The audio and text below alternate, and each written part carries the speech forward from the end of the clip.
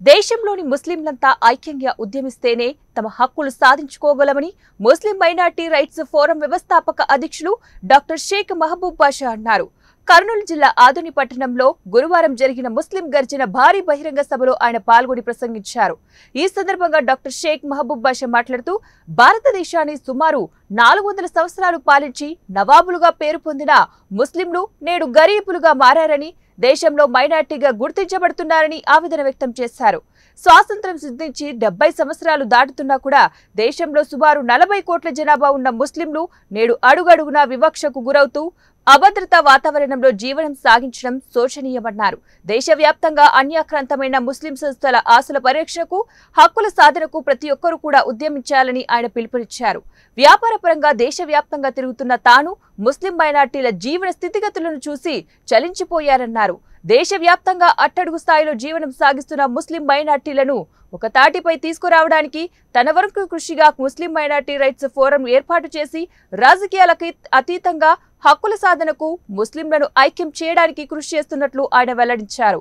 రాబోయే ఎన్నికల్లో ముస్లిం మైనార్టీల ఆశలకు రక్షణ కల్పిస్తామని, వారి హక్కులను అమలు చేస్తామని ఏ రాజకీయ పార్టీ అయితే తన మేనిఫెస్టోలో ప్రకటిస్తుందో ఆ పార్టీకే తమ ఫోరం తరపున మద్దతు ఇస్తామని ఆయన ప్రకటించారు. రాజకీయ పార్టీలు ముస్లిం మైనార్టీలను కేవలం ఓటు బ్యాంకుగా గుర్తించి లబ్ధి పొందుతున్నారని ఆయన ఆగ్రహం వ్యక్తం చేశారు. రాష్ట్రంలో సుమారు 66,000 ఎకరాల వహబోర్డు భూములు ఉండగా అందులో కర్నూలు జిల్లాలోనే 30,000 ఎకరాలు ఉన్నాయని, అవి కబ్జాదారుల కోరల్లో చిక్కుకున్నాయని తెలిపారు. ఇప్పటికైనా వహబోర్డు ఆస్తుల పరిరక్షణకు గ్రూప్ 1 స్థాయి అధికారులను నియమించి ఆస్తులను కాపాడాలని డిమాండ్ చేశారు. అంతేకాకుండా వాటిలో నిర్మాణాలు చేపట్టి నిరుద్యోగ ముస్లిం యువతకు ఉపాధి అవకాశాలు కల్పించాలని సూచించారు. వైద్య, విద్య, ఉపాధి రంగాల్లో ముస్లిం మైనార్టీలు అత్యంత వెనుకబడి ఉన్నారని పేర్కొన్నారు. రాజకీయ రంగంలోనూ ఆయా పార్టీల అగ్రనేతలకు కొమ్ము కాస్తూ వారి దయా దాక్షిణ్యాలపై ఆధారపడటం వల్లనే నేడు చట్టసభల్లో ముస్లిం మైనార్టీల తరపున గలం విప్పే రాజకీయ ప్రతినిధులు లేరన్నారు. ముస్లిం మైనార్టీల జనాభా అధికంగా ఉన్న ప్రాంతంలో ఎంపీ, ఎమ్మెల్యే స్థానాలకు ముస్లిం మైనార్టీలకు సీట్లు కేటాయించాలని ఆయా రాజకీయ పార్టీలకు డిమాండ్ చేశారు.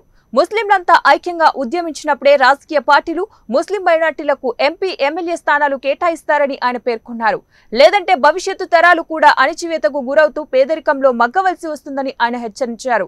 తన సొంత నిధులతో ముస్లిం మైనార్టీ రైట్స్ ఫోరం స్థాపించి గర్జన కార్యక్రమాలు నిర్వహిస్తున్నట్లు ఆయన వెల్లడించారు.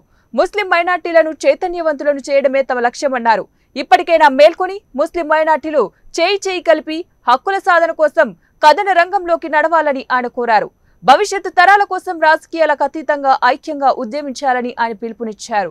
ఈ కార్యక్రమంలో ఫోరం ప్రతినిధులు రోషన్ అలీ, తాటిపాడు మాబూసా, షోయిబుద్దీన్ ఖాద్రీ, హైదరాబాద్ కు చెందిన ముస్లిం మహిళా రచయిత్రి సాజిదా సుల్తానా, కర్నూలు నగరానికి చెందిన పీఠాధిపతి బాబా ఖాద్రీ తదితరులు ప్రసంగించారు. గర్జనకు భారీ సంఖ్యలో ముస్లిం మైనార్టీలు తరలివచ్చారు. ఈ సమావేశం నిర్వహించడానికి ఒక ముఖ్యమైన కారణం ఉంది.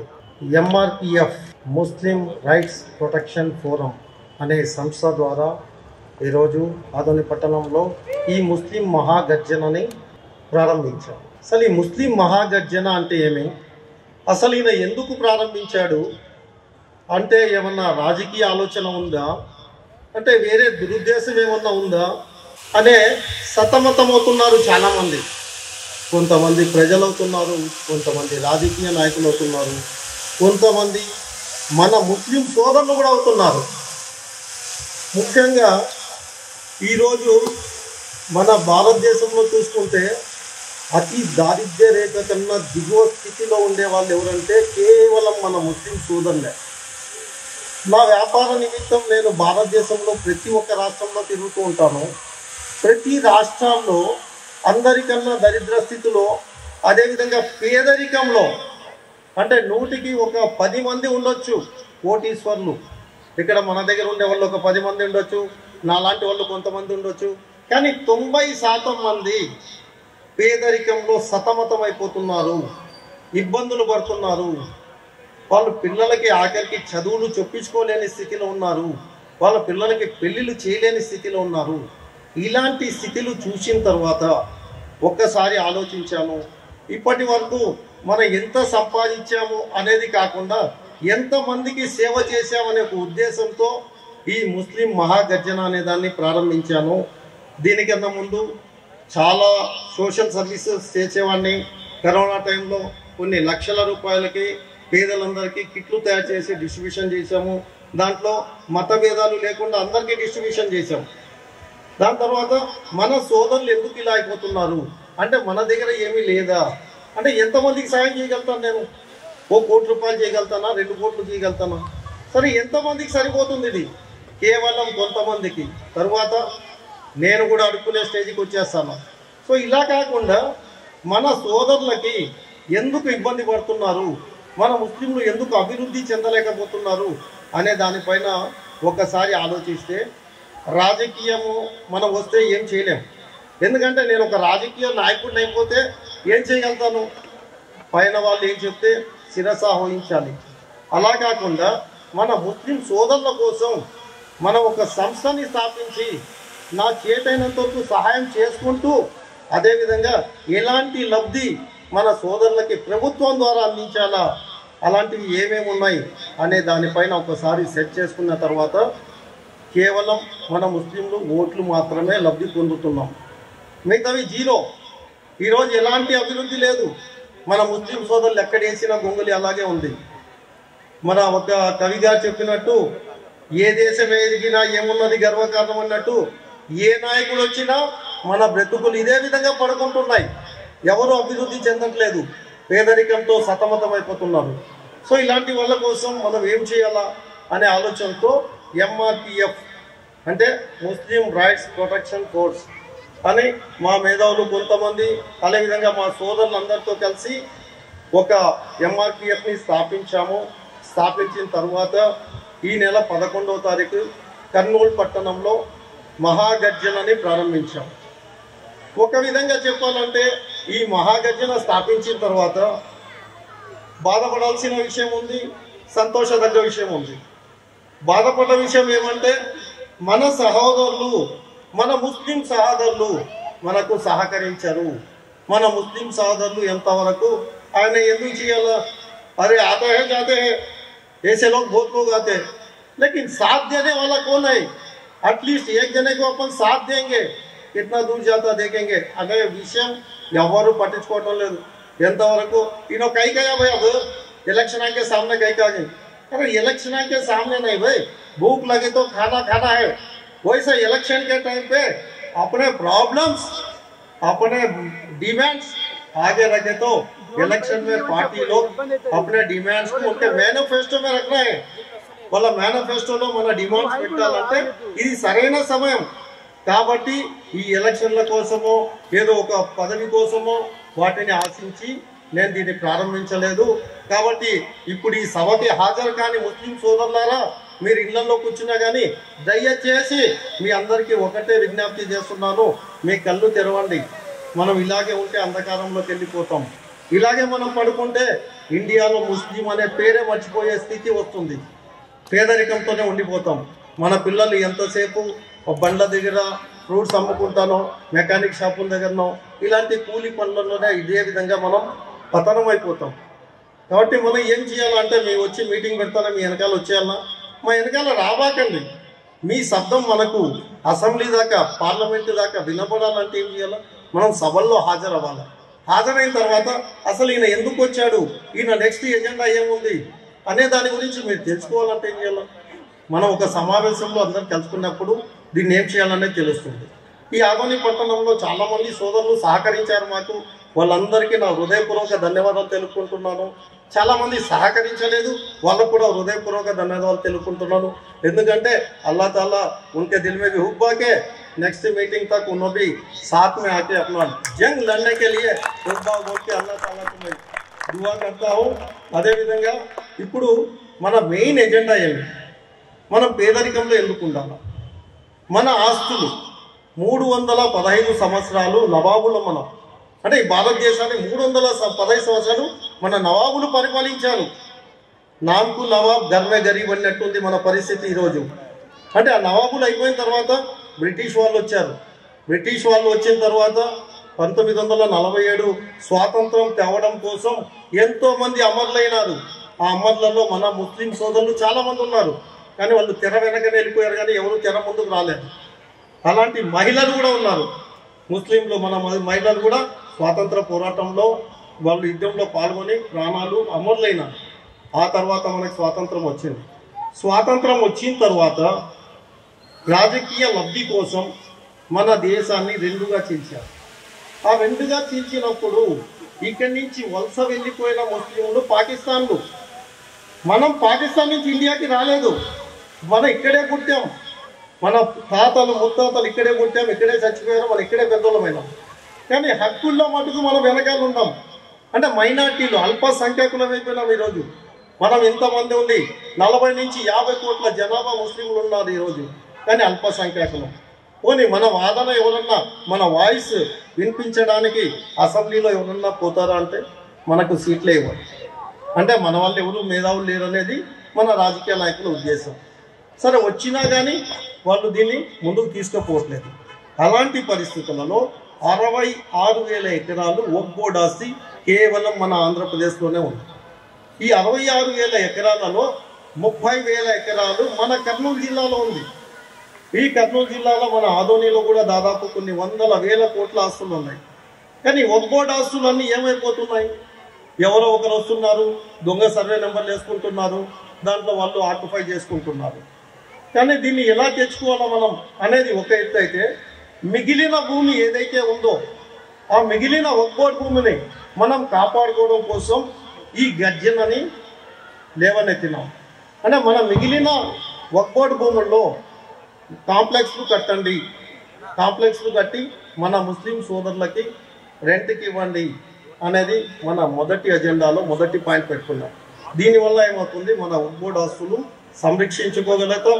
అదేవిధంగా కబ్జా అయిన భూముల్ని రిటర్న్ తీసుకోవడానికి కూడా యుద్ధం చేస్తామని దాన్ని కూడా వదలం. దాని తర్వాత మన రెండవది ఏమంటే, ఈరోజు కొన్ని పార్టీలు మనకేం చేస్తున్నాయి, దుల్హన్ పథకం అంటే మన ఇంట్లో వివాహం కావాల్సిన అమ్మాయికి పెళ్లి చేయాలి, ఇస్తున్నారు, సంతోషం, వాళ్ళకి కృతజ్ఞతలు తెలుపుకుంటున్నాం. కాకపోతే కండిషన్స్ అప్లైడ్ అన్నట్టు 10వ తరగతి పాస్ అయితేనే అమ్మాయికి దుల్హన్ పథకం వస్తుందంటారు. మనం పేదరికంలో ఉన్నాం, మన ఇంట్లో 5 మంది 6 మంది పిల్లలు ఉన్నారు, వాళ్ళని చదివించుకునే స్థితిలో లేము.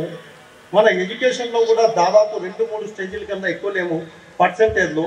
ఇలాంటి పరిస్థితులలో మన పిల్లలని చదివించుకోలేము. అంటే 10th క్లాస్ చదువుకోని అమ్మాయి ఓటు వేయచ్చు, ఆ ఓటులో మీరు పాలకులు కావచ్చు, కానీ 10th క్లాస్ చదవలేదంటే మీరు దుల్హన్ పథకం ఇవ్వదు. ఇది ఎంతవరకు సమంజసం అనేది నేను ప్రశ్నిస్తున్నాను. ఇలాంటి సమస్యల కోసమే ఈ ముస్లిం మహాగజంలో పెడుతున్నాము. ఈ ముస్లిం మహాగజంలో ఇది ఒకటే కాకుండా మన వెల్ఫేర్ ఫైనాన్స్ కార్పొరేషన్, అంటే వెల్ఫేర్ ఫైనాన్స్ కార్పొరేషన్లో మన ముస్లిం సోదరులకు ఏమీ లబ్ధి పొందటం లేదు. కోట్ల రూపాయలు వస్తున్నాయి, ఎక్కడికి పోతున్నాయి ఎవరికి తెలీదు. అంటే అడగం, మనకు భయము, మనం ముందుకు రాము, ముందుకు వచ్చినోడికి సహకరించాం. ఇది మన ముస్లింలలో జరుగుతుండేది. సో ఇలాంటి సమస్యలు ఇవే కాకుండా ఇంకా చాలా సమస్యలు ఉన్నాయి మనకు. మన పిల్లల చదువుల కోసం ఉర్దూ యూనివర్సిటీలు లేవు, ఉర్దూ కాలేజీలు లేవు. వక్ఫ్ బోర్డు భూముల్లో ఉర్దూ కాలేజీలు కట్టండి, గవర్నమెంట్ హాస్పిటల్ కట్టండి మా ఉర్దూ వక్ఫ్ బోర్డు భూముల్లో. దానివల్ల లాభం వస్తుంది, ప్రజలకు కూడా హెల్త్గా చూసుకోవచ్చు, ఎడ్యుకేషన్గా కూడా డెవలప్ అవుతుంది. కానీ ఇలాంటివే మేము ఎజెండా పెట్టుకొని ముందుకు వచ్చాం తప్పనిచ్చి దీనివల్ల వచ్చి ఏదో రాజకీయ లబ్ధి పొందాలా లేదా ఏదో మాకు డబ్బులు కావాలా అనే ఉద్దేశంతో రాలేదు. ఇదే విధంగా మనకేమంటే మన డిమాండ్లలో మనం ముఖ్యంగా మనం అడిగేది ఏమంటే, మనలో ఒక మేధావుల్ని ఎవరినన్నా ఏ గవర్నమెంట్ వచ్చినా కానీ వక్ఫ్ బోర్డుకి సంబంధించిన ఒక అధికారితో పాటు మన ఒక మేధావుని అక్కడ నియమించండి అంటున్నాం. అదేవిధంగా వక్ఫ్ బోర్డులో ఎవరో ఒక లేడీని కూర్చోబెడతారు, లేకపోతే ఎవరో ఒక పాత ఆఫీసర్ని తెచ్చి కూర్చోబెడతారు, 2 ఇన్స్పెక్టర్లు ఉంటారు. వాళ్ళని అడిగితే ఏమంటారు, సార్ మేము పోలేము, అక్కడ పోతే భయం. అంటే భయపడితే వక్ఫ్ బోర్డులో ఉండే అధికారులని కూర్చోబెట్టడానికన్నా గ్రూప్ 2 గ్రూప్ 1 ఆఫీసర్ని ఎందుకు పెట్టారు, వాళ్ళని పెట్టండి అని మనం అడుగుతున్నాం మన డిమాండ్లలో. అదేవిధంగా గురుకుల పాఠశాల లాంటి పాఠశాలలు కట్టండి, మన పిల్లలకు కూడా ఎడ్యుకేషన్ డెవలప్ అవుతుంది, వాటిపైన అడుగుతున్నాం. కానీ ఇలాంటివన్నీ సమస్యలు మన దగ్గర పెట్టుకున్నాయి. మనం ఎందుకు ముందుకు రావట్లేదు అనేది ఒక రకంగా బాధాకరంగా ఉంది. ఇంకో రకంగా కొంతమంది వస్తున్నారు. సో అదేవిధంగా ఈరోజు ఈ ఎంఆర్పిఎఫ్ యొక్క మెయిన్ ఎజెండా ఏమంటే, ఈ రాష్ట్రంలో ప్రతి ఒక్క జిల్లాలో మేము ఒక్కొక్క కమిటీలు వేస్తున్నాము. ఆ కమిటీలతో పాటు ప్రతి ఒక్క మండలంలో ఒక్కొక్క కమిటీ వేస్తాము. ఈ కమిటీల్లో కానీ ఈ మన జిల్లాలో వేసిన కమిటీల్లో కానీ ఎవరి దగ్గర పోయి మేము ₹1 చేయి సాపము, ₹1 అడగము. మా సొంత డబ్బులతోనే మేము ఈ కమిటీలు వేస్తాము. కాబట్టి దయచేసి మీరందరూ నా సహోదరులారా అర్థం చేసుకోండి.